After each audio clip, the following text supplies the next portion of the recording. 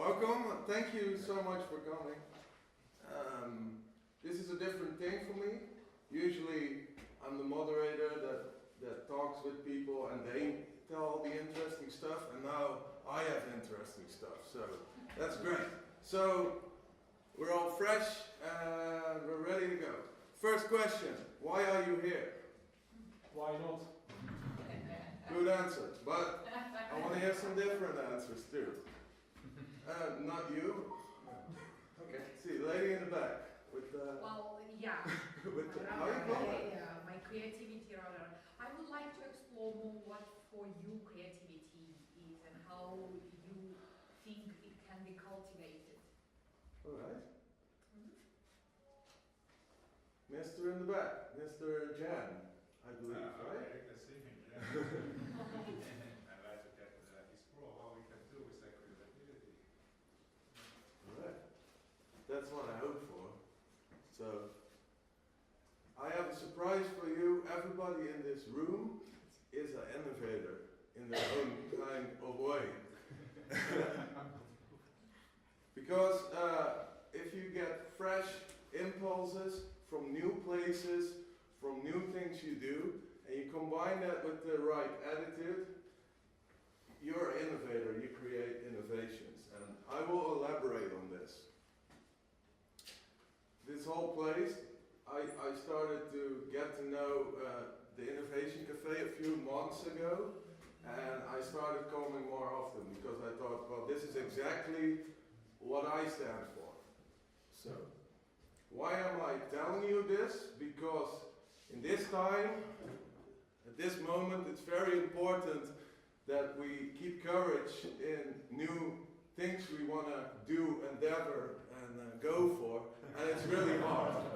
Innovating is super hard. So, my name is Gijs Habraken. I'm a storyteller, I call myself, and I do this by motion design and illustrations. I tell complex stuff. I love it. In 2016, I quit my job. It was my first job ever. I was a green kid. I still am. After 2 years, I finally got my permanent contract, which I worked for really hard. And then afterwards, I thought, well, this is all empty.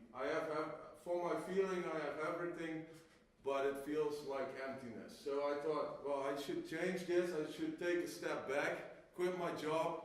They didn't want to fire me, so I took my leave. And then I got back to myself and I thought, well, if I put myself in one sentence, what would that be? And well, this is sort of my core. So I don't like it when people don't understand each other, and I like to resolve that. I like to give people comfort if they can understand each other. So my company was born, make it simple. Well, the name of the company says it all. I just make stuff simple. I did some vlogging about it, I did some consulting about it, and this is a good example, right? Everybody's seen this image, right? But some people think, it's just an image. But the researchers that made this image are really proud of it. And most of the people don't understand why. And that's because they simply don't understand. And if you want to get a platform around this very important happening, which is as big as the moon landing, you have to make it understandable. So there are guys like this that make like models, and they show how the system works, how the visual came to be. And by doing that, people can get on the same level with the researchers, but in a visual language. Usually we communicate a lot by text, but that's strange because people think in images. You know, text is a bypass. It's a tool, but it's not the most effective tool. Echo chamber, for instance, it's a word that is literally a descriptive word. it is what it is. But still they use words. This, who knows what this is? No. This is the gravity theory of, what's the guy called?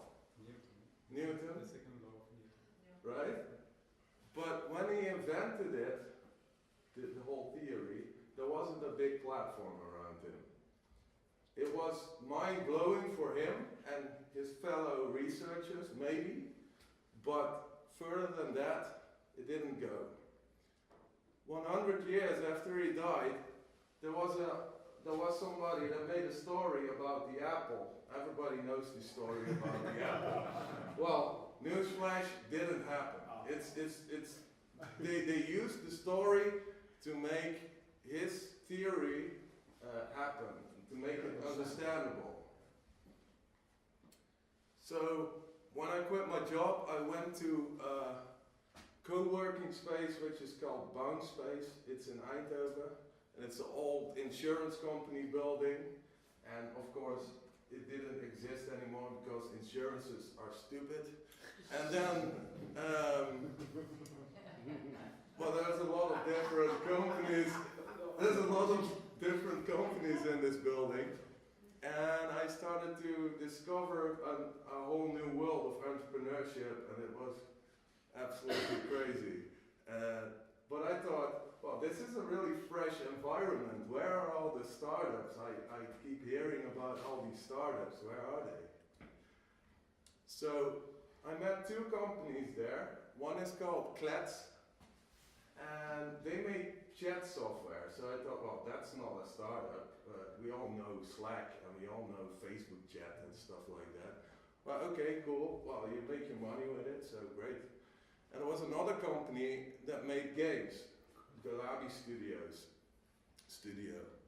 And it was, they make great games, but also it's not very a new thing, right? Afterwards, the company on the left, XPV, that was Galabi Studios. They're two Iranian brothers, and they were working on 3D techniques that made it possible in a browser to play a game. And then they thought, well, we cannot make money with the games, but what if we use this in e-commerce, web shops, so you can see what you buy, and if you change the car, you can see it directly, and then you can buy it. Great idea. Talk.js, that's the Klets company I just talked about. They discovered that some of their clients said, well, it would be great if I was on Marktplaats or on eBay, and I could chat directly with the person that is selling the object.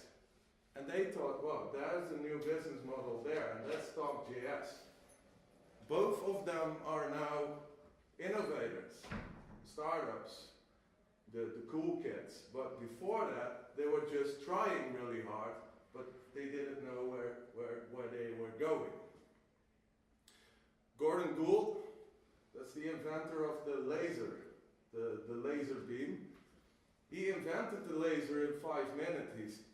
5 minutes, he said, but in the truth, it took 20 years, because in these 20 years he was experimenting, he was trying new things and studying more about optics and physics, and in the end, yes, he had these 5 minutes that led to a really revolutionizing idea, but that took 20 years.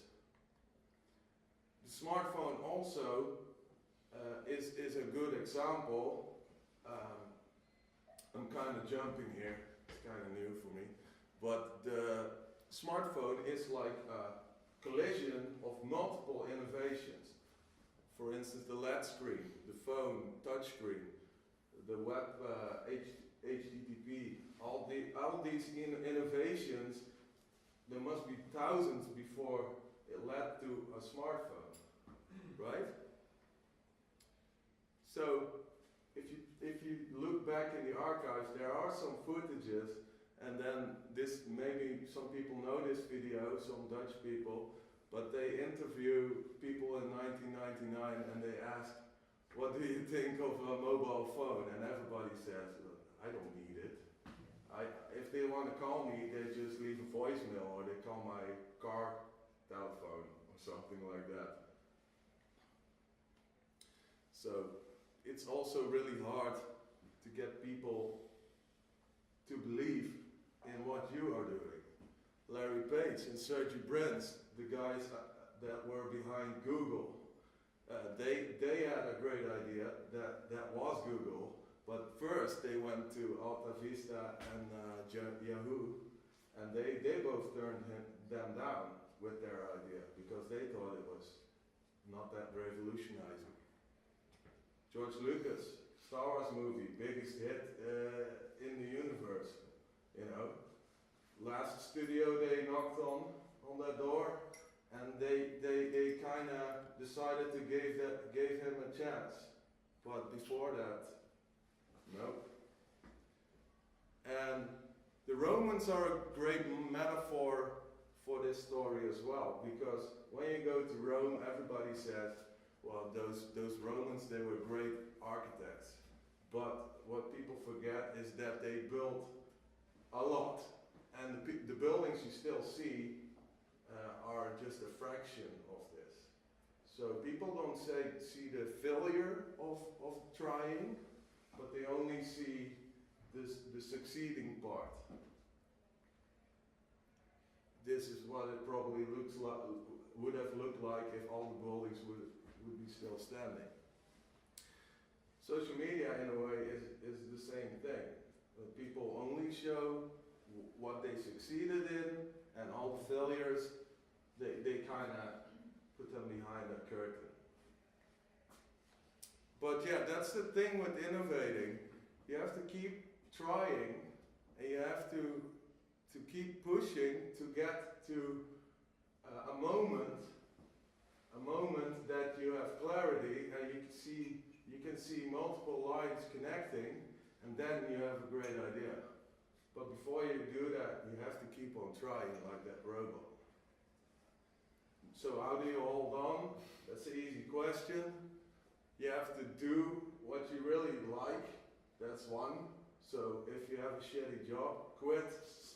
You know, taking care of yourself is really important too, because you need to collect some punches if you want to reach a certain point in time. And you have to be willing to go out there and explore. Like, for instance, the Innovation Café. You have to go around and cross-pollinate. I think it's a great visual metaphor for this. You fly around, you take your baggage with you. I drop it at Hans. Hans thinks, well, I can write a book about this. And there you go, the circle is round. One more thing, I think profit and material things are not helping. I think they're just blurring your vision, so you shouldn't be depending on that.